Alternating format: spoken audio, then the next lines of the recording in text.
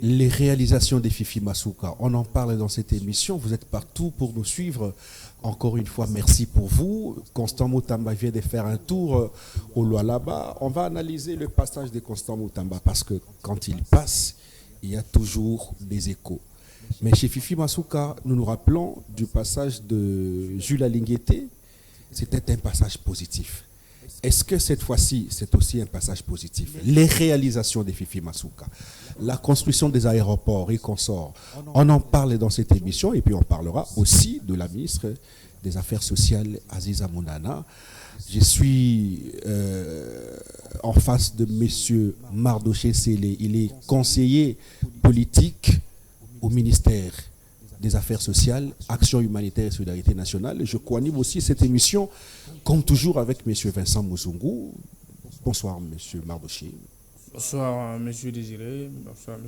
Mouzungu. C'est un plaisir de partager encore une fois de plus ce plateau.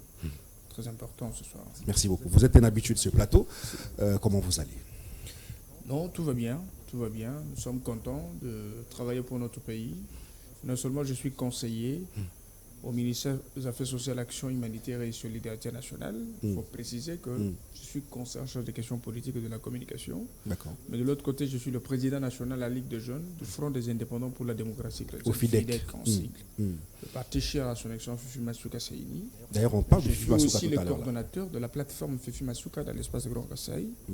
Coordonnateur national de la nouvelle génération pour le salement. Donc tout ce que je suis là. Tout ça, c'est vous? Bien sûr. Et aux côtés de l'autorité Fifi Masuka, on continue toujours à travailler pour elle. Et félicitations à notre famille politique parce que nous avions quand même 2 ministères, 27 députés nationaux, 31 députés provinciaux, ainsi que 5 sénateurs. Je voudrais qu'on commence par les réalisations de Fifi Masuka. On a l'impression que Fifi ne s'est fait plus attendre. Au premier mandat, il s'est fait entendre, il a parlé d'elle, il a fait parler d'elle à travers le pays, à travers le monde, même, parce que même en Belgique, on nous appelait au téléphone, mais cette dame-là mérite ceci, mérite cela. Depuis qu'elle est justement titulaire, parce qu'à cette époque, elle était intérimaire. Aujourd'hui, elle est full, mais amorphe, silencieuse. Elle ne fait plus rien. Qu'est-ce qui se passe avec Fifi Masuka finalement? Faire plus rien, je ne crois pas. Mais je sais que Excellence Fifi Masuka Seini, je la salue là où elle est. Il a fait un travail de tintant, un travail extraordinaire. En tant que gouverneur intérimaire, vous connaissez qu'ils sont soumis à des restrictions. Masuka s'est comporté comme un ange qui est venu délivrer sa province. Il a tout donné. Et vous savez que sa gestion caractérisait la bonne gouvernance, l'honnêteté, la volonté de bien faire. Et elle s'est engagée à bon escient à soutenir le président public Félix Antoine Tshisekedi Chilombo. Cela a été visible à travers des actions qu'elle a posées dans les différents domaines de la vie. Masuka a posé des actes qui entraient en communication avec la population parce qu'elle touchait là où il y avait de problèmes. Et elle était en train de résoudre de manière durable les difficultés que traversait la population du Lualaba. Mais plus elle travaillait bien, plus les actions étaient visibles.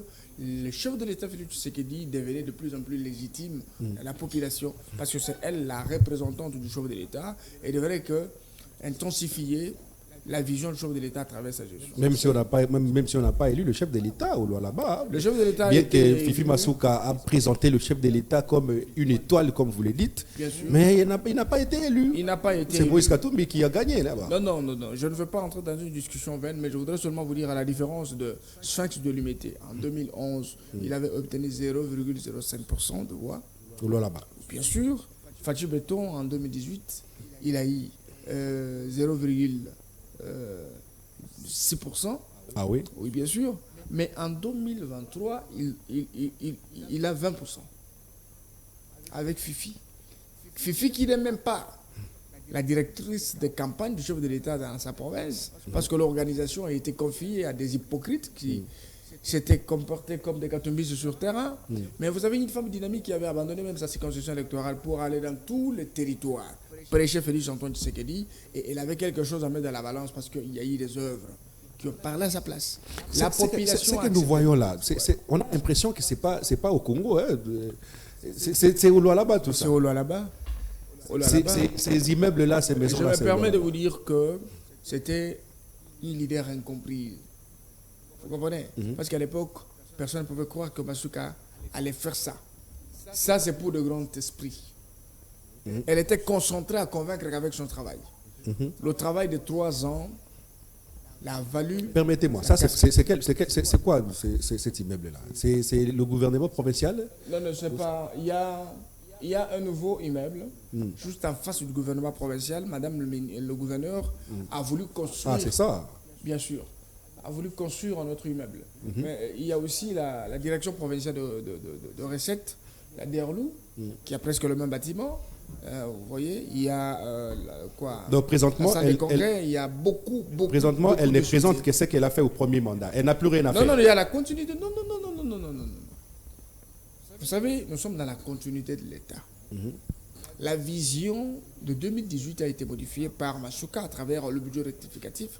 On a fait un programme qu'on a adapté maintenant à la vision du chef de l'État dans l'Union sacrée de la Nation. C'est ce qui a produit tout ça. Il y a eu des projets qui ont servi de détournement de fonds à l'époque. Que Masuka a pris ce projet pour la bonne volonté, n'est-ce pas, et l'intérêt du peuple. C'est comme l'aéroport international de Colosie. Tout l'espace de la RVA a été vendu par les gens de mauvaise volonté qui étaient aux affaires. Pour ne pas citer le lot des gens ici. Mais Masuka a récupéré tout ce qui était spolié, n'est-ce pas, pour remettre entre les mains de la RVA, afin que ces concessions puissent, n'est-ce pas, permettre à la RVA de travailler afin que ce bâtisse, je veux dire, cet aéroport soit appelé réellement aéroport international de Colosie. De l'autre côté, vous voyez aussi, il y a un nouveau projet, un projet très important, c'est la construction de l'aéroport de Kassaji. Vous comprenez?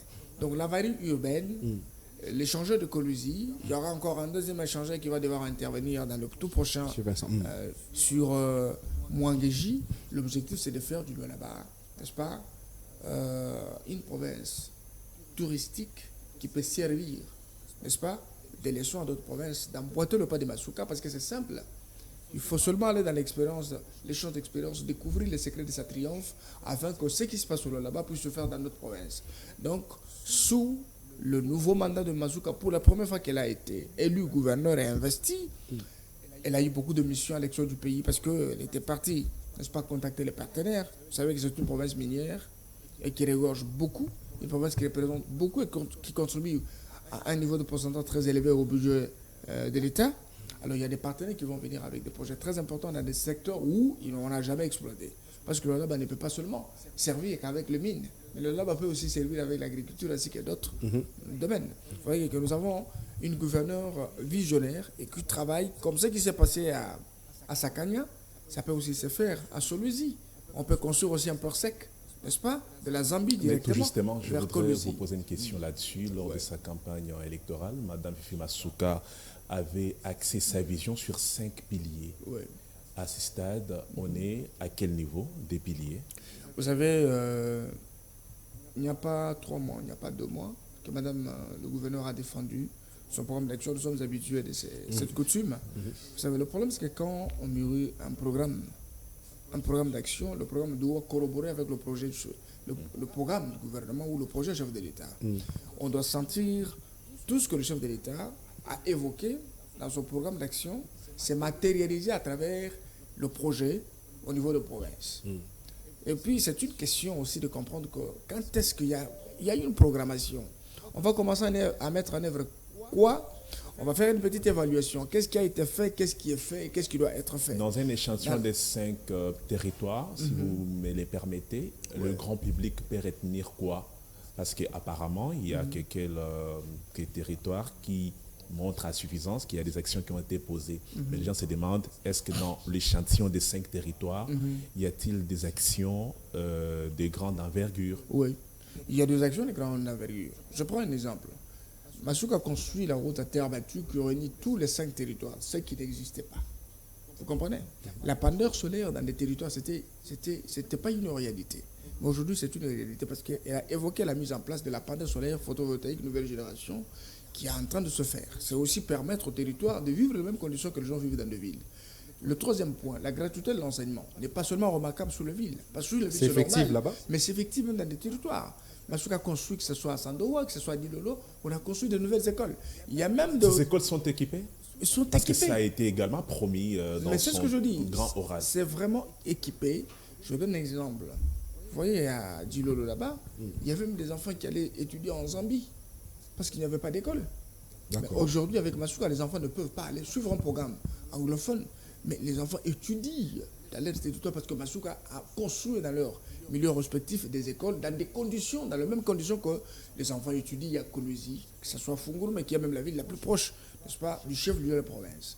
Mais en dehors de ça aussi, nous avons le problème avec la santé.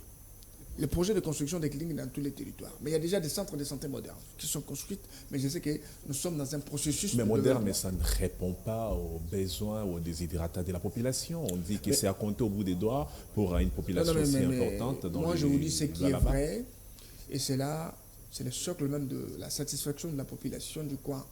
Je vous dis que ce soit Kolwezi, que ce soit Funguru, que ce soit Sando, que ce soit Kapanga, partout, les choses évoluent de la même manière que ça évolue à Kolwezi. Et nous avons des échos, nous avons de rapports de la société civile, que ce soit les autorités locales, même ceux qui vont dans les territoires, ils se sentent satisfaits.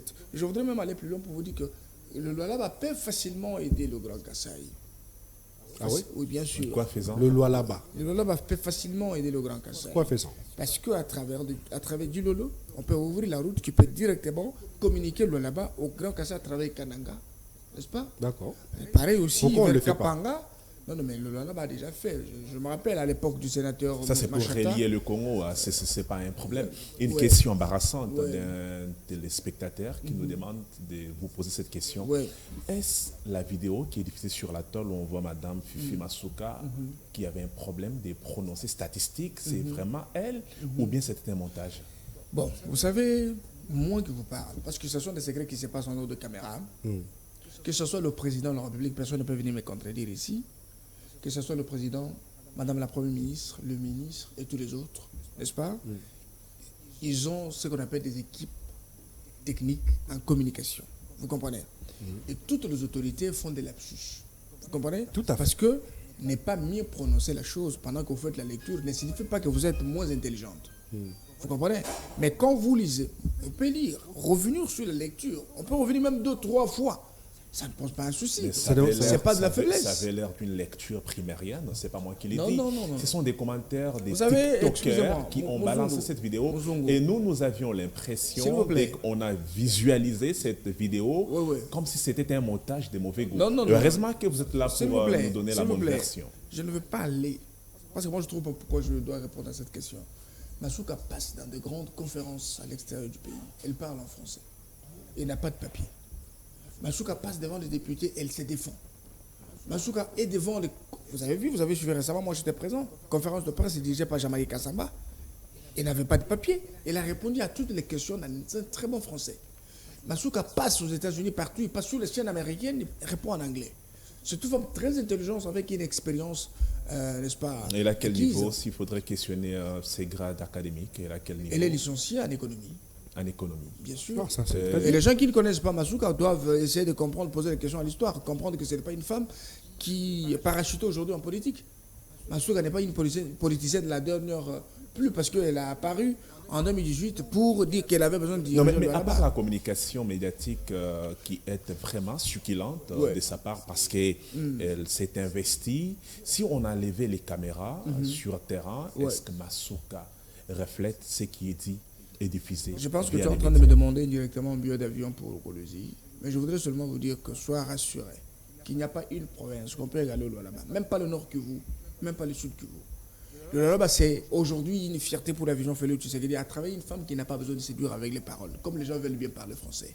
Il y a ceux qui parlent français, qui sont des médiocres, qui détournent l'argent jour et nuit. Il y a ceux qui nagent dans la médiocrité, ils nagent dans l'immoralité. Vous savez, il y a une femme qui Vous travaille êtes trop jour et nuit. dur, là. Elle s'est fait insulter, mais vous voyez, il y a des bâtiments qui poussent comme de champignons. Les enfants étudient, il y a de bonnes conditions. Dis-moi, quelle est cette province qui a le Alababora? Les bâtiments qui poussent, c'est le Excusez-moi. projet laissé par Mouyej qu'il est en train d'exécuter. Non, non, Même non, dans, non, non. dans son projet de Nous société, sommes- on a s'il senti vous plaît. des points qu'on retrouvait dans les projets de Mouyej. S'il vous plaît, Oui. Muzungu, vous devriez poser des questions en connaissance de cause. Je veux vous rafraîchir la mémoire. Il ne faut pas évoquer Mouyej ici. On ne peut pas comparer Mouyej à Fifi. C'est le jour et la nuit. Mouyej, ce n'est pas le français parce qu'on va dire qu'il fait un enseignant quelque part. C'est le plus grand maniaque de la gestion en République d'aventure du Congo. Je Oh. l'assume. Oh. J'assume. S'il y a des gens que vous pouvez arrêter, soit pendre, Mouyej faisait partie. Mais malheureusement, la justice n'a pas eu la chance de saisir et les faire subir ce qu'il Vos a propos fait. vous À engagent. celui qui a l'aide des faits d'en apporter le preuve, vous êtes juriste. Je suis celui qui a porté la lumière sur la mégestion, l'immoralité à la tête de la province du Lualaba, la gestion opaque de finances. Je suis là. Je peux vous donner point par point du début jusqu'à la fin pour vous dire que ce n'est pas le français qui fait quelqu'un intelligent. Il y a des intelligents en Chiluba, il y a des intelligents en Swahili, il y a des intelligents. Je vous donne ici l'exemple de mon ami qui était de Kampala ici, qui a fabriqué des avions là-bas aux États-Unis. Il a fait beaucoup de choses, il n'a jamais été à l'université. Vous comprenez? Alors, laissez-moi vous dire une chose. La personne aujourd'hui qui a permis à la province du Lualaba d'être appelée province pilote, province en voie de développement, c'est Masuka. Parce qu'à l'époque de Mougué, je vous donne des exemples. La province participait à 4,9% au budget national. Oh, c'est une province qui génère beaucoup de recettes. Pour votre information, la province du Lualaba recevait la redevance minière à l'époque. La province du Lualaba ne vivait pas seulement de la redevance minière, il y avait aussi des recettes comme les recettes de Baignal, nous avons les vignettes et que sais-je encore, n'est-ce pas, qui étaient canalisées dans le corps d'un individu, géré par lui-même avec sa famille. Non, vous parlez bien, je suis désolé de vous interrompre, mais est-ce que ça ne vous dérange pas quand vous avez une gestion axée essentiellement sur les minéraux, pendant que ces minéraux ils sont exclusivement des matières périssables, épuisables dans les sous-sols? Comment Mme Fifi Masuka attend-elle diversifier l'économie? Je vais te répondre, soit calme, soit posé. Vous savez, le Lualaba, c'est une province minière, n'est-ce pas? Et que le Lualaba réunit toutes les conditions pour l'exploitation de ce minerai. D'abord, nous avons l'électricité en permanence. Nous avons des routes qui nous lient directement à d'autres pays pour l'extraction, la facilitation de l'extraction de matières. Vous comprenez? Et puis de deux, le Lualaba, c'est une province qui a des ressources, vous comprenez, plus que d'autres provinces parce que ces minéraux sont exploités. Le sud cuve et le nord cuve ont des minéraux, mais ils sont illégalement exploités. Ça ne profite pas aux provinces. Le Kasaï, la même chose. Enclavé, il n'y a pas de route, il n'y a pas de courant. C'est difficile d'exploiter le diamant. À l'heure, là-bas, nous avons le cobalt. C'est difficile d'exploiter parce qu'il n'y a pas de route. Alors, à l'époque où Katumbi était gouverneur, à l'époque où Muguege était gouverneur, vous avez vu que ces minéraux ont servi à des individus. À la différence de Masuka qui arrive avec la politique de la traçabilité, n'est-ce pas? Et il a mis en place des pompes bascules qui génèrent pour la première fois les recettes dans le compte du trésor. Ça, c'est un. De deux, le Lualaba représente 60% des réserves de cobalt dans le monde, n'est-ce pas? Et vous voulez qu'on garde ça parce que c'est un bijou? Nous avons besoin d'exploiter cela au bénéfice du pays. Le chef de l'État arrive pour la première fois au Lualaba dit nous allons travailler dans des partenariats 50-50, 50-50. Vous construisez chez vous, nous construisons chez nous. Mais il y avait les conflits, les contrats chinois ici, c'était un contrat diabolique que tout le monde a décrié plusieurs fois. Vous comprenez? Avec la volonté de Félix Tshisekedi, ainsi que la sincérité de Masuka, n'est-ce pas? Il y a aujourd'hui une traçabilité honnête dans le cadre d'utilisation du minerai pour le compte du Congolais. Alors, pour dire que ce sont des matières périssables, comme tu as parti plus loin avec ta... Laisse-moi te dire dans des français simples que le minerai du Lualaba serve la République. Ça contribue à la création d'emplois, n'est-ce pas, à la métamorphose de la province, même de la République. Ça facilite, ça donne même la fierté, n'est-ce pas, à la gestion de Félix Tshisekedi, parce que Masuka, c'est parmi les bons élèves, chefs de l'État, qui utilisent à bon escient les minerais pour l'intérêt de la population. Gilles Alinguet est passé au Lualaba. Il a même déclaré que je remarque pour la première fois qu'une femme encadre les recettes pour l'intérêt de sa population. Parce que la gestion de la chose publique a un seul objectif, c'est la réalisation de l'intérêt général. Brièvement, Masuka, c'est une fierté pour la République. Je le dis en conscience de cause. Parce qu'au début, les gens ne me comprenaient pas. Mais aujourd'hui, vous voyez que Masuka le fait. Il le fait avec amour, avec détermination et il a la volonté. La volonté dans le chef de politique, n'est-ce pas? C'est pas du tout quelque chose qu'on peut vous retrouver chez tout le monde. Masuka a la volonté, c'est-à-dire qu'elle aime son pays. Elle a un sens de patriotisme très élevé. Elle travaille pour qu'aujourd'hui, nous tous, nous marchions un jour sur les pas de Masuka dans nos différents domaines de la vie. Je peux devenir ministre, je peux devenir tel, mais si je pratique les stratégies de gestion de Masuka, c'est-à-dire que Masuka devient un modèle et le masukisme devient aussi un modèle de gestion. Et nous pouvons... Il y a un message qui nous attaque. Je crois que c'est une personne qui vit au Lualaba, je pense. Ce qui est dit à Kinshasa, ce n'est pas ce que nous vivons ici.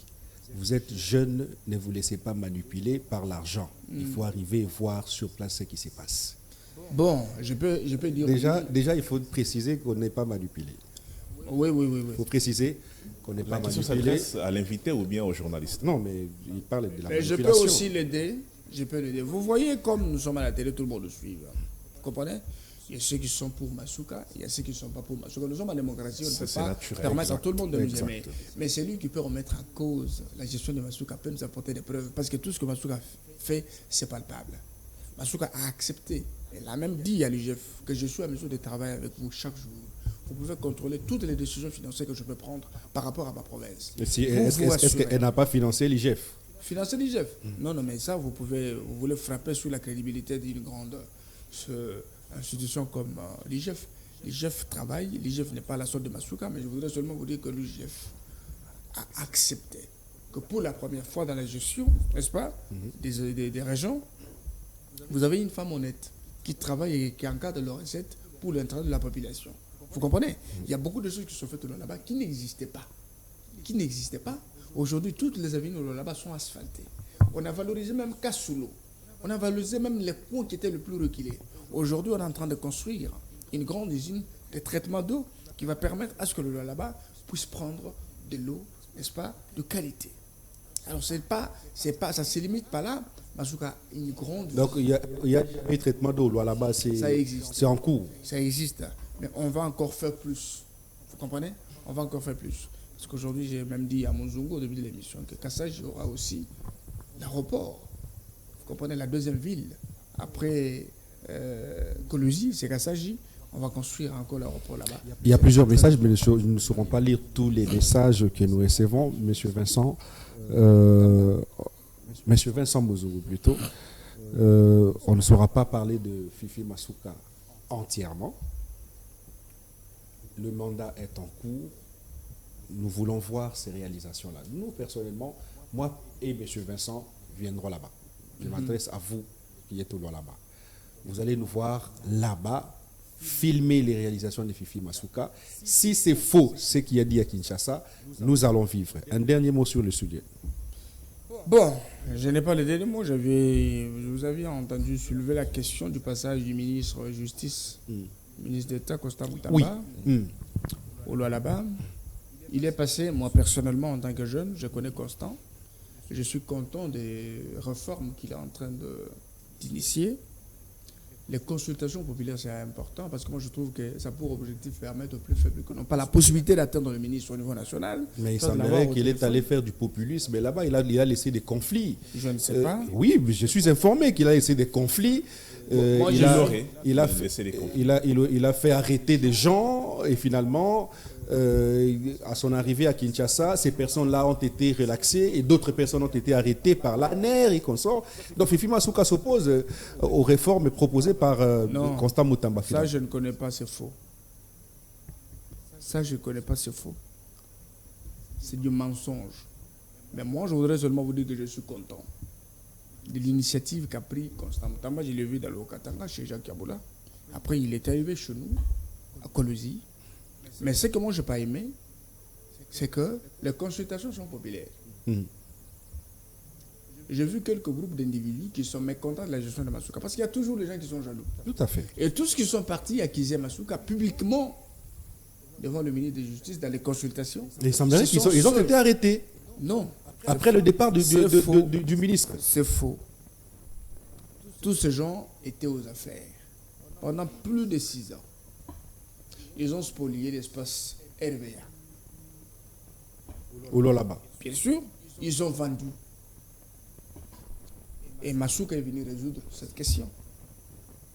Masuka a récupéré pour permettre à la RVA de continuer à conserver son espace.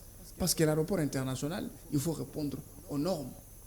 Il y a des conditions, il y a des préalables qu'il faut prendre en compte. Maître Bardoché, vous nous précisez ici qu'il n'y a pas de gens qui ont été arrêtés par l'ANER. Je ne connais pas ces gens-là. Ceux qui ont dénoncé Masuka On n'a sont pas à l'aise arrêté. au là-bas aujourd'hui. Mais je vous dis, on n'a arrêté personne. Et d'ailleurs, ce sont des amateurs qui veulent faire circuler ce genre d'informations. Nous avons des gens là-bas qui insultent. Je parle bien d'insultes. Masuka. Mais ils sont dans les institutions et Masuka a le droit de leur dire bon, demain, votre travail s'arrête. Mais ils sont là. Ils sont payés. Ils ne sont pas inquiétés. Ça, c'est une goutte d'eau dans l'océan. Des petites accusations, des petits mensonges que vous avez au fil blanc, moi, ça ne dit rien, ça fait ni chaud ni froid. Mais ce que je voudrais vous dire, que Masuka n'a pas ce temps. Akilanon Capit Moskas. Est-ce que vous ne trouvez pas que ceux qui pensent que c'est du populisme qui a été fait par Constant Moutamba trouvent que... Enfin, c'est peut-être logique, parce que arriver dans une province où des gens vivent sur place avec d'autres personnes, vous organisez des consultations populaires, ils viennent dénoncer des méfaits de la gouverneure qui gère sur place et des autres autorités. Et finalement, vous partez. Et quand vous quittez la province, ceux-là ne seront pas inquiétés. Vous êtes sûr. Je veux vous dire une chose. Ce n'est rien. Je vous dis que ça... Les détenteurs du pouvoir sont là. Écoute, nous avons connu plus pur que ça. Plus pur que ça. Des accusations graves. Masuka n'a pas fait arrêter ces gens-là. Et la plupart de ces gens-là étaient au gouvernement, les autres dans des directions provinciales. Et Masuka pouvait dire, je me dis non, tous ces gens qui m'ont insulté, allez, faites le parti du travail. Mais ces gens existent. Ces gens travaillent. C'est seulement quelqu'un qui va aller publiquement accuser, n'est-ce pas? Ça ne fait rien. Alors, je rentre dans la logique des consultations populaires. Le ministre de Justice, il a ses attributions, n'est-ce pas? Il gère les services pénitentiaires. Il y a aussi ce qu'on appelle des faits bénins. Oui. N'est-ce pas? Lorsqu'on porte plainte à quelqu'un, nous sommes dans la phase préjuridictionnelle. Et que l'OPJ, qui exerce d'abord le pouvoir délégable, dit l'OMP, l'officier du ministère public, il peut juger inopportun, n'est-ce pas, de prendre un dossier et le fixer. Il dit, je trouve pas ça, c'est un fait bénin. On soumet ça à une amende transactionnelle. Mais des dossiers pareils font pourrir les gens en prison.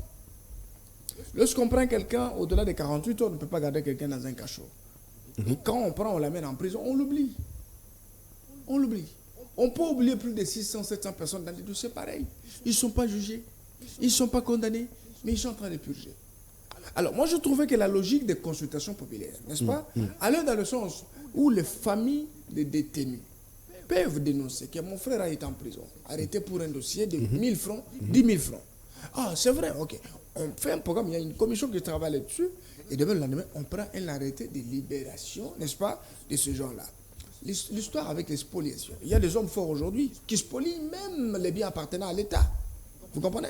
Il y a des gens trop forts. Je vous donne l'exemple à Colosie. Il n'y a pas un lotissement vers Hervéa, il n'y a même pas un document, un arrêté qui existe. Mais de l'autre côté, on est en train de vendre. Maître, je vous pose une question. Alors, vous me faites arrêter. Je vole vos 10 000 francs. Vous me faites arrêter.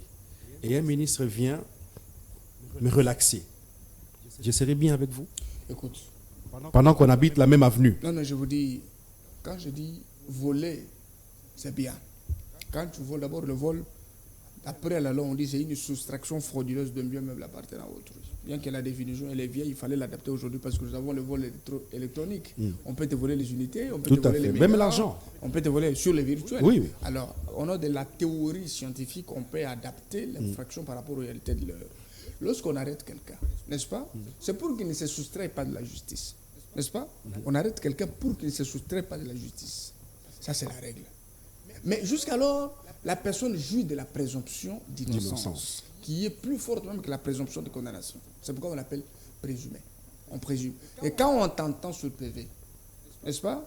Et qu'on trouve que tout ce que tu fais, les effets pour lesquels on te reproche constituent une infraction, on retient la qualification du fait au nom du principe de l'autonomie des qualifications de fait. On retient ça. Mais on peut aussi juger, même si le fait est retenu, on peut juger, l'arbitrage peut se faire à ce niveau-là. Le magistrat peut trouver que c'est inutile d'envoyer ces garçons en prison. On peut étudier les circonstances atténuantes. Et si on te trouve aussi dangereux, on trouve que ce monsieur, il est ceci, il est indésirable, on peut t'amener en prison. N'est-ce pas? Et que la peine qui doit être appliquée sur toi, elle est dans la loi. C'est pourquoi les magistrats sont régis par le principe de la légalité des délits et de peine. Ils te jugent à la lumière de la loi et la peine, elle est dans la loi. Nous nous la Alors, lorsqu'on t'arrête, vous comprenez? On t'arrête, tu as volé, on t'amène dans le cachot, n'est-ce pas? C'est déjà le début de l'action publique. Ça doit arriver jusqu'au bout, vers l'acquittement ou vers la condamnation. Pour un vol, il y a des vols simples, vols qualifiés, ainsi de suite. On comprend les circonstances dans lesquelles le vol peut se faire. Mais si on trouve que c'est important, le ministre ne peut pas venir faire de l'ingérence dans un dossier judiciaire. Très bien. Parce que dans un état de droit, nul n'est au-dessus de la loi. Que ce soit le ministre, que ce soit nous, je veux dire les gouverneurs, tout comme le gouverné, nous ne sommes pas au-dessus de la loi. La loi, c'est surtout sur la tête de tout le monde. Exactement. Et le ministre, en tant que tel, c'est un politique. Très bien. Il ne peut pas faire des ingérences. Nous ne saurons pas lire tous les messages parce que nous n'avons pas beaucoup de temps. Nous nous concentrons sur les sujets et les thématiques. Ouais. Deuxième thématique, c'est Aziza Mounana, qui est ministre des Affaires sociales, Action humanitaire et solidarité nationale. Vous êtes conseiller en charge politique et question, conseiller politique en charge de la communication, tout à fait. Mais on a l'impression que, en tout cas, je serai direct avec vous aujourd'hui. On a l'impression que c'est tout le monde qui parle en mal de votre ministre, le ministre des Affaires sociales. On peut parler en mal de tout le monde. Semblerait qu'elle aime. Non, attendez, je vous parle en connaissance des causes. Parce que moi, j'échange avec beaucoup de gens. Ouais. Même des autorités nous appellent. Vous nous appelez très souvent. Ouais. Les ministres nous appellent. Les autorités, les gouverneurs et consorts. Mais il semblerait qu'elle est mal polie. Permettez les termes. Ouais. Il semblerait qu'elle est mal polie Arrogante. et c'est devant tout le monde. Elle ne choisit pas des réponses à donner. Elle ne contrôle pas ce qu'il faut dire. Elle manque du respect aux gens. Mais finalement, c'est quoi avec votre ministre là? Vous savez, nous avons grandi dans des environnements tout à fait différents. Moi, j'ai connu Excellence Nathalie Aziza Mounana comme membre de ma famille politique. Et en dehors de ça, moi, j'ai une relation très étroite avec elle. En quelque sorte, c'est une maman que je connais très bien. Je connais qu'elle a de l'expérience dans le domaine humanitaire et social. Plus de 36 ans à la tête de sa fondation Calix Mounana, plusieurs fois honoré et tout. En même temps, elle était aussi une fois ministre provinciale de genre et famille dans le gouvernement Kaboula. Aujourd'hui, ministre national des Affaires sociales et Action humanitaire. Et elle est le produit du FIDEC, mon parti, au sein de la famille politique de Fifi Masuka Saïdi. Malheureusement, je ne témoigne pas et je ne confirme pas parce que je ne sais pas. Je n'ai jamais été avec ces gens-là. Oui, mais nous sommes informés. Nous, on nous appelle, en tout cas. Puis, moi, quand on parle d'elle très souvent dans nos émissions, il y en a qui nous appellent. Mais pourquoi vous parlez d'elle? Elle est mal polie. Elle répond dans l'officiel, je suis conseiller, je suis son conseiller en charge des questions politiques. Je traite des dossiers politiques. Je traite des dossiers qui cadrent avec notre service. Mais dans le privé, en ce qui concerne sa vie privée, ses contacts avec des personnes privées, ses contacts avec des gens que moi je ne connais pas, je ne peux pas répondre à ces questions. Parce que je porte la casquette officielle et je parle tout ce qui touche. Mais vous êtes conseiller, prodiguez-lui des conseils aussi. Je ne peux pas prodiguer les conseils sur les choses que je ne connais pas. Et je ne maîtrise pas. Moi, je sais que je suis avec mon ministre, je lui soumets le dossier, elle me donne ses orientations, nous avons des réunions, on travaille pour la République. Alors, si quelqu'un, c'est pas moi, dans le privé, a eu des contacts, laissez-moi vous dire, chacun a sa logique. Je connais que Mounana, c'est une femme qui a beaucoup de logique et beaucoup de rigueur. Alors, je ne souhaite pas que chacun l'interprète de cette façon-là, parce qu'elle a sa façon de voir les choses. Chacun a sa façon de voir les choses. C'est la meilleure façon, c'est mieux. Être mal poli et tout, je ne confirme pas parce que je ne connais pas. Oui, mais il faut voir l'angle est positif, il ne faut pas voir le mauvais côté toujours. Bien sûr, mais sincèrement, je ne connais pas ça. Est-ce que vous savez que, jusqu'à direct avec vous aujourd'hui, vous savez que même la presse est lamente sur votre ministère, hein? Il y a une presse qui ne reçoit pas d'argent, qui n'est pas payée, je sais que finalement, même des DG des entreprises de presse, c'est lamente. Et nous recevons des appels d'un peu partout. Mais la presse, c'est toujours lamenté. Ça, je connais. Oui, mais attention avec la presse, c'est un couteau à double tranchant. Ça peut se retourner. Hein? Je sais, mais moi, je sais que notre ministre, si elle a promis quelque chose, elle le fait. Aziza connaît l'importance des journalistes. Oui. Elle connaît l'importance. Moi, personnellement, j'ai échangé avec elle. Très bien. Si elle a promis, et puis elle fait. Si elle a promis qu'elle va payer, elle va payer. Ce n'est pas seulement notre ministère. Avec tous les ministères, c'est pareil. Vous comprenez? Non, il y a des ministères qui payent, en tout cas. Non. Moi, je ne parle pas de l'impayement. Parce que moi, je ne trouve pas l'impayement. Il n'y a pas l'impayement. Comment ça? Peut-être qu'il y a un retard dans le paiement. Mais il n'y a pas d'impayement, elle va payer. Elle est en train de payer tout le monde. Elle paye. Vous comprenez? Elle paye. Si peut-être un groupe n'a pas été servi, elle était en mission, elle est revenue, je sais qu'elle va servir tout le monde. Très bien. Moi, j'ai vu tout le monde sortir avec joie. Ceux qui étaient là ont été servis. Monsieur Mardochais, et si quelqu'un vous parle comme Madame Nathalie, elle est tout ce que les gens disent, c'est une illusion optique. En termes des prérogatives reconnues à ces ministères, les gens accusent Madame Nathalie d'appliquer une portion des prérogatives. Elle est beaucoup plus dans l'assistance humanitaire, mais elle n'a pas défini les plans et stratégies devant œuvrer pour lutter contre la pauvreté. Bien sûr. Vous savez, lutter contre la pauvreté, c'est transversal. Je pense que bon, c'est une question qui touche beaucoup de ministères. Oui. Développement et tout, et ainsi de suite. Mais, ici, nous avons deux grands portefeuilles. Nous avons les actions humanitaires et solidarité. National. Et nous avons aussi Affaires les affaires sociales. sociales. Donc, il faut commencer avec les affaires sociales. C'est le plus grand portefeuille. Les affaires sociales, je vais vous donner un exemple. Quand vous allez le projet sur les enfants vivant dans le mine, n'est-ce pas? Il y a un projet très important ici.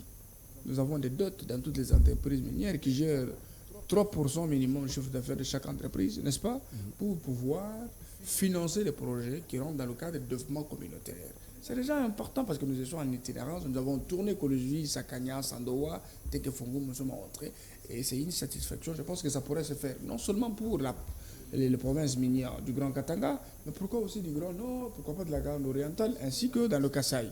C'est très important. En dehors de ça, nous avons un projet très important dans le cadre des réformes qu'il fallait récupérer tous les immobiliers, les biens immobiliers, le patrimoine de l'État dans le domaine, dans le secteur social.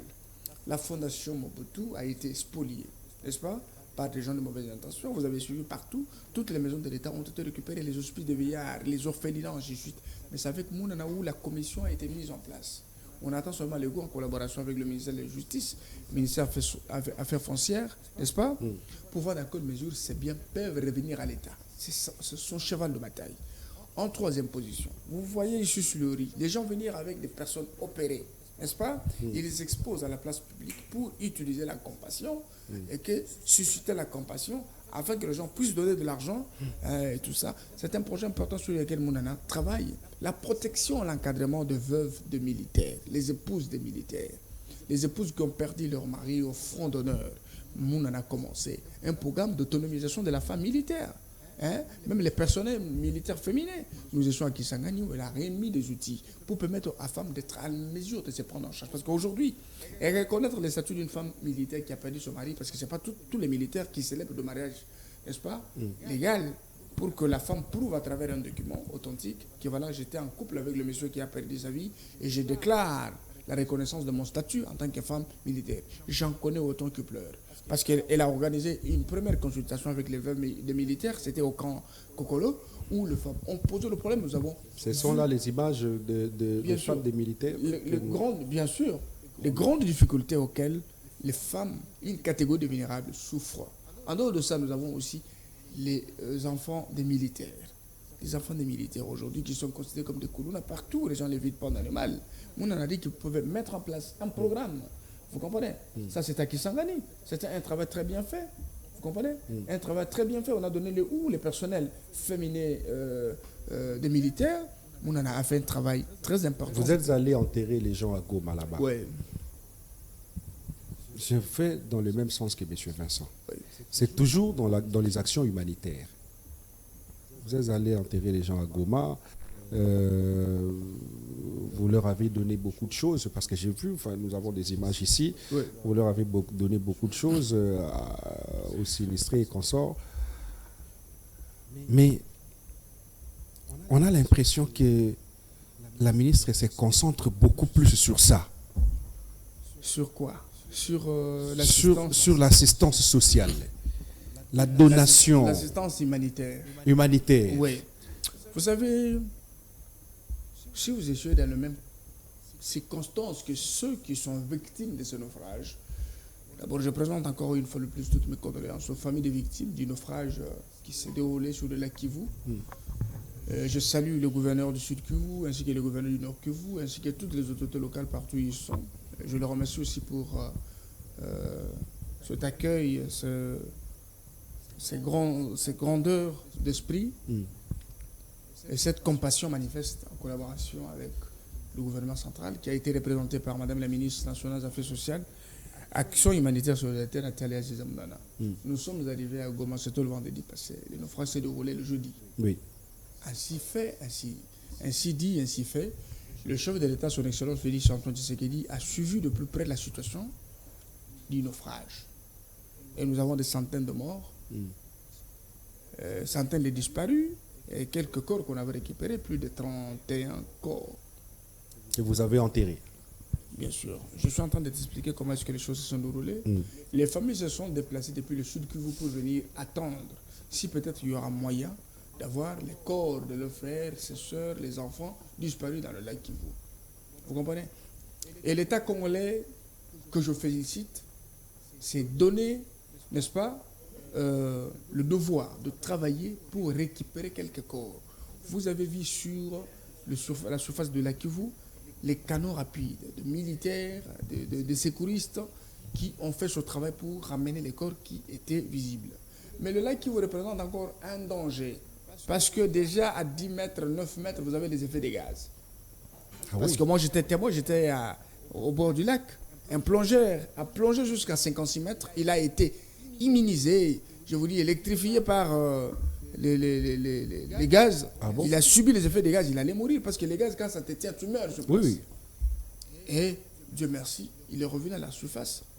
On l'a guéri, il y a des stratégies quand tu subis cela, on va te couper la peau avec la gilette pour que c'est comme ça. Et il y a une deuxième personne qui a subi comme ça, donc il y a eu des risques, n'est-ce pas, que l'État a pris, qui pouvait encore sacrifier les autres pour retrouver le corps de nos frères qui ont disparu. C'est pour dire que l'État congolais était concentré, n'est-ce pas, à compatir, à partager, donner un message d'espoir qu'ils ne sont pas seuls, ils sont ensemble avec.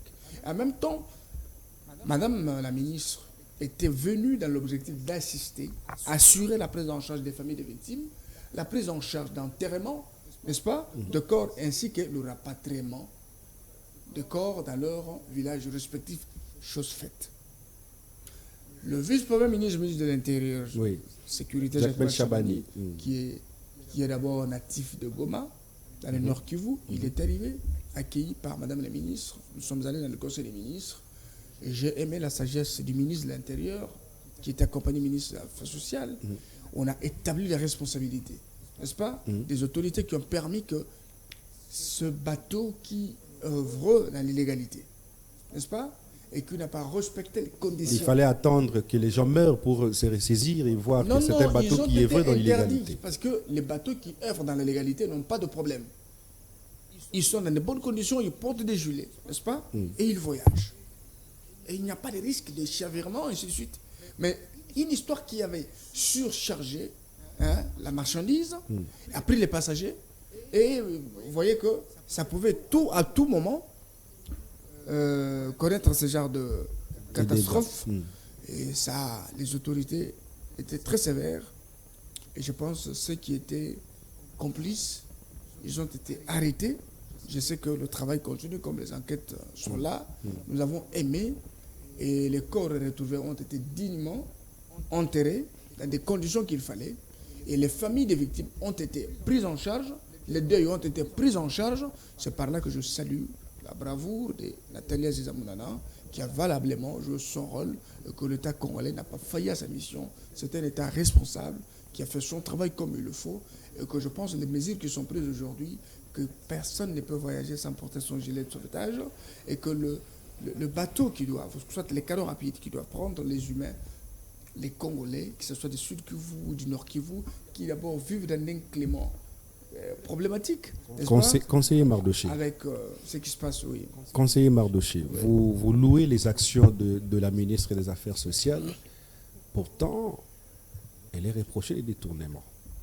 Vous avez suivi un député national soulever la question du détournement de l'argent qui appartient aux sinistrés de la ville de Goma, détourné par la ministre des Affaires sociales. Vous êtes au courant, vous êtes conseiller, vous êtes au courant, vous devez être au courant certainement. Vous savez, bon... Comment se présente ce dossier-là? Désiré, c'est difficile qu'un ministre ou un ministre détourne facilement le fonds destiné à une action importante qui va dans l'intérêt de la population. C'est difficile. Difficile comment? C'est très difficile des détournements parce qui que... se font chaque jour. Moi, je vous dis, c'est très difficile. Pourquoi? Si quelqu'un détourne, sache que nous le saurons. Vous le saurez. D'où Et un les député services- l'a su. Non, non, ça, ce sont des spéculations. Ce sont des spéculations inutiles. Parce que la question écrite la question écrite adressée à Madame la ministre, Oui. c'est sur les réseaux sociaux, c'est partout. On demande à justifier, c'est pas moi, le fond. Oui. Mais je voudrais vous dire que le fond ont été plusieurs fois justifiés. Qu'est-ce qui s'est passé? Nous sommes allés en première mission pour accompagner Madame le Premier ministre Judith Suminwa. Une mission très importante parce que nous devrions apporter de l'assistance humanitaire, n'est-ce pas, aux déplacés qui venaient directement des Saké, ainsi de suite. Il y avait des enfants. Et je vous dis que dans les sites où se trouvent les déplacés, il se pose de plus de problèmes, n'est-ce pas, d'accès aux services sociaux de base. Il y a aussi des conditions hygiéniques qui posent problème, mais avec l'implication du gouvernement suminois, à travers le ministre des Affaires sociales, le travail était bien fait et nous avons assuré, n'est-ce pas, les urgences dans ce secteur et que la population était contente en collaboration avec le gouvernement provincial. Il y a eu aussi la société civile ainsi que le représentant des déplacés qui étaient là. Le chef de l'État, Félix Tshisekedi, fait de la situation des déplacés sa priorité parce qu'il voulait qu'on procède même par les coupes budgétaires pour voir dans quelle mesure on peut mettre en terme, n'est-ce pas, avec cette histoire de déplacer interne, travailler sur le travail, la prise en charge des enfants et puis l'accès aux soins de santé et toutes les conditions que nous avons soulevées ici. On a modifié aussi les modalités de collaboration avec le partenaire technique et financier, les partenaires traditionnels du ministère des Affaires sociales et de l'Action humanitaire, pour voir dans quelle mesure tous les dons, le frais et tout ce qui est destiné pour les sinistrés puisse arriver au bout. Parce que laissez-moi vous dire qu'il y a eu aussi beaucoup de bêtises dans ce secteur, mais pas avec Mounana. Parce qu'avec Mounana, si les gens sont contre Mounana, c'est parce qu'elle est véridique. Elle est franche. Ah, elle est véridique. Oui. Elle prend l'argent de l'État et l'amène à la destination. Mais nous connaissons qu'à l'époque, il y avait des gens qui prenaient l'argent pour des humanitaires. Il allait bouffer. Si quelqu'un a besoin des informations sur l'utilisation de fonds destinés, n'est-ce pas, qu'il vienne au cabinet. Mais à Kinshasa, elle est effacée. Hein. Mais la personne n'est passée. Personne n'est passé, cher effacée à Kinshasa. Et on se demande si elle existe, même si les gens sont d'accord avec elle, puisque ses premières actions sont localisables et localisées dans la partie orientale, où on voit qu'il y a beaucoup de victimes, ce qui est normal. Mais ici, à Kinshasa, quelles sont les actions qu'elle a déjà eu à poser? D'accord. Ici, à Kinshasa, des actions, on ne peut pas dire qu'on commence à Kinshasa, n'est-ce pas? Ou on commence telle part. Je donne un exemple avec les catastrophes naturelles, n'est-ce pas? Les naufrages. Ce sont des cas, toi et moi, et elle, la ministre, ne s'attendait pas. Quand la pluie tombe, on vous dit non, il y a plus de 50 morts là-bas, n'est-ce pas? Nous, on n'intervient que lorsqu'il y a des victimes, n'est-ce pas? Lorsqu'il y a des victimes. Ce sont des victimes que nous assistons, de l'assistance humanitaire. Et vous ne pouvez pas anticiper ou prévoir, parce que la capitale ou le Congo, nous connaissons les coins et recoins. On peut savoir que les gens qui habitent Bandal, Makelele, c'est un coin dangereux.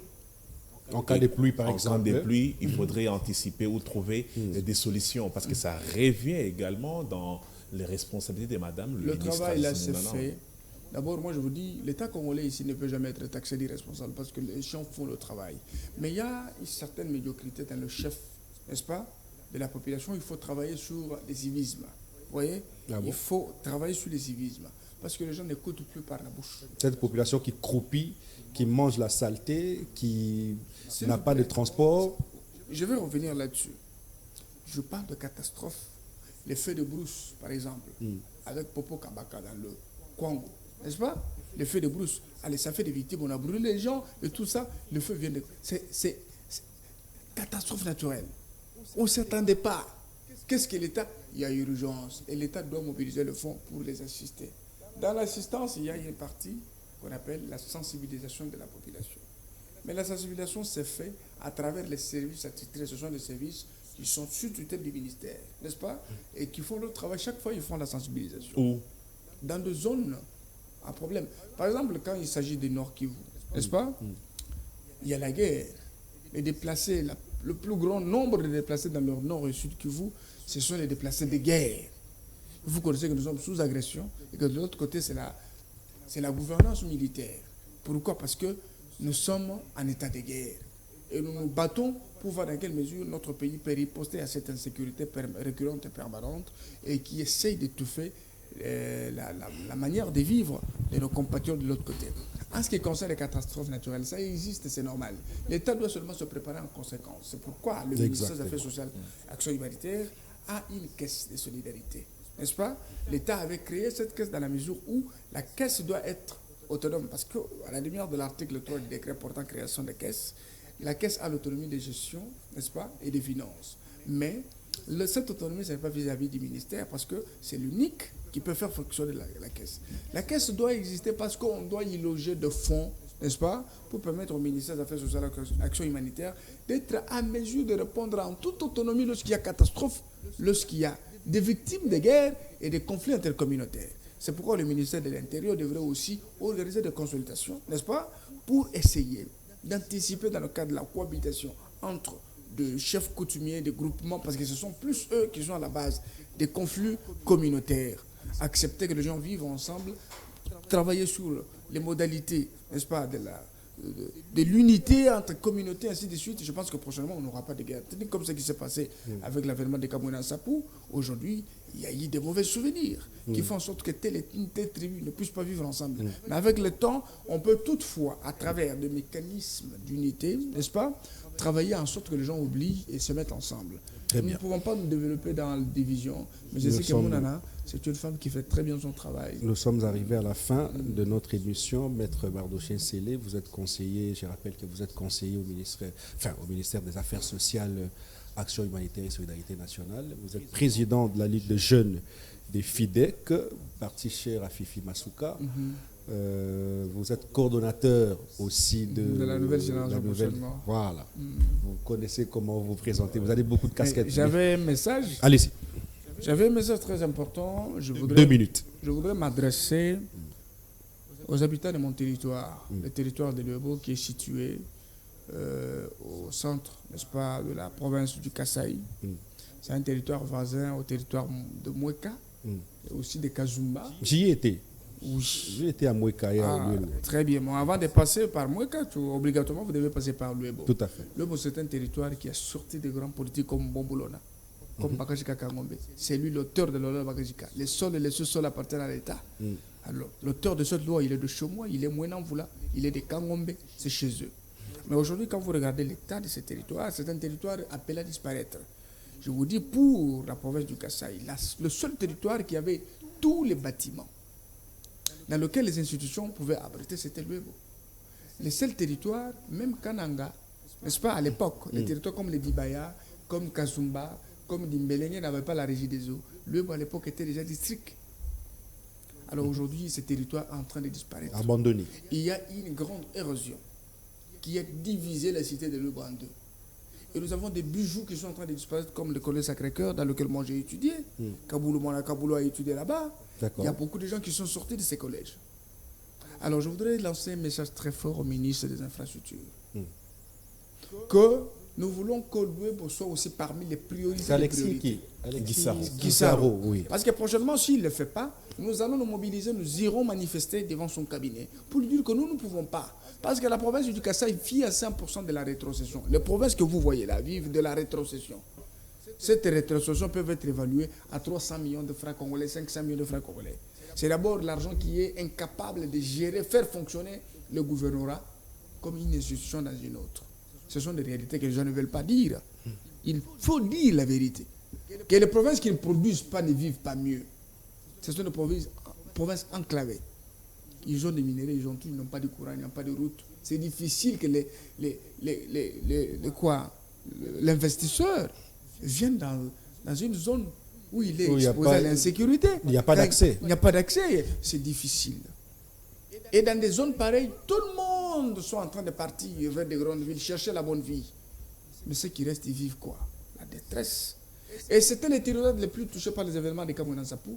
C'est dans ce territoire où on avait égorgé la femme de l'administrateur du territoire. D'accord. Il y a eu beaucoup de choses qui se sont passées là-bas. On avait brûlé l'évêché, l'église catholique avait perdu plus que 50% de ses infrastructures.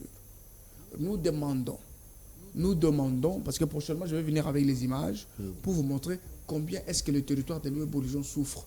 D'abord, les gens vivaient par le diamant, il n'y a pas de route, même de route à Ressa-Raiko, ça n'existe pas. Pour faire 50 km, vous pouvez faire une semaine en route, et il faut faire le pied. Moi, j'ai vu les femmes avec des enfants faire le pied, plus de 350 km pour atteindre les villes. À Louébo, il n'y a pas des élus? Il y a des élus, mais je m'en fous. Pourquoi c'est vous qui Ces parlez? élus ne font rien. Moi, j'ai de l'amour pour mon territoire. Je garde encore des souvenirs nostalgiques chez moi. Je n'ai pas honte de le dire. J'aime bien que mon territoire se développe, que ça rassemble à d'autres comme Kipushi. C'est un territoire. Quand vous voyez, c'est lié directement à la ville. Les gens de Louébo me suivent là où ils sont. Ils savent que j'ai dit la vérité. Pour quitter Louébo, arriver à Kananga, c'est 200 km, vous pouvez faire 2 semaines en route. Wow. Mais bien sûr, 2 semaines en route. Et il y avait la régie des eaux, ça n'existe plus. Il n'y a pas de courant. Il n'y a que quelques petites bougies de pendant sur lesquelles les politiciens viennent mentir à la population. L'hôpital de référence de Louébo n'existe plus parce qu'il n'y a que des petits carreaux anciens. Il n'y a pas d'eau, il n'y a pas d'électricité. Juste en face de l'hôpital, il y a une grande érosion qui menace même l'hôpital général de référence. Pourtant, c'est dans le Kasaï. C'est dans le Kasaï. Vous comprenez? Mais non seulement ça, je voudrais aussi parler d'Ilebo prochainement. Je vais vous donner toute la situation générale de province du Grand Kasaï que je maîtrise très bien. C'est que le Grand Kasaï n'aide pas Fachi. Parce que Fachi ne pourra pas devenir gouverneur. Il est président de la République. Il faut d'abord l'enlever dans le cadre du tribut des communautés. Qu'est-ce que le Kasaïen fait? Mais les Kasaïens ont le Et pouvoir aujourd'hui. Ils sont partout. Mukendi qui est là, le gouverneur du Kasaï, j'ai confiance en lui. C'est un monsieur que je respecte. Nous avons encore confiance parce qu'on ne peut pas évaluer quelqu'un dans 1 mois, 3 mois, mais nous savons qu'il peut mieux faire. Mais je vous dis, les dirigeants du Kasaï, tous les 5 gouverneurs, du Sankourou, Kasaï oriental, Kasaï central, Kasaï ainsi que la Lomami, vous devez faire en sorte que l'opprobre ne puisse pas nous revenir. Parce que vous avez la responsabilité de faire ce qui est bon. Dans le Kasaï, le mal, c'est que vous prenez des gens qui n'ont jamais eu de maison, il n'a jamais payé une jolie dip, il n'a pas porté un bon costume, on a du militantisme, on fait de lui un gouverneur. Dès qu'il tombe sur 100 000 $, directement il commence par acheter une maison, il commence par faire ceci, il sait que non, je suis venu dans un marché. Au bout de 3 ans, 4 ans, on peut m'échanger et tout ça. Mais les patriotes, c'est pourquoi j'ai dit qu'il faut travailler avec les jeunes. Il faut travailler avec les jeunes. Si vous voyez dans ce gouvernement, Moutamba fait, il a la volonté, il a sa façon de faire. Vous comprenez? Il veut créer la rupture. Nous sommes sûrs et certains que vous serez le meilleur ministre en cas de remaniement ici. Parce que si Fifi Masuka ne vous envoie pas au gouvernement, c'est qu'elle est animée de la mauvaise foi et du mauvais cœur. Vous avez un jeune compétent comme Mardoché Sélé et vous prenez Ayaganagat, vous l'envoyez au gouvernement. Que fait Mardoché? Merci à vous. C'est moi qui parle. Ça m'engage. Merci, mais moi j'ai confiance en elle. Merci à Mardoché Sélé. Merci aux téléspectateurs. Merci à M. Vincent.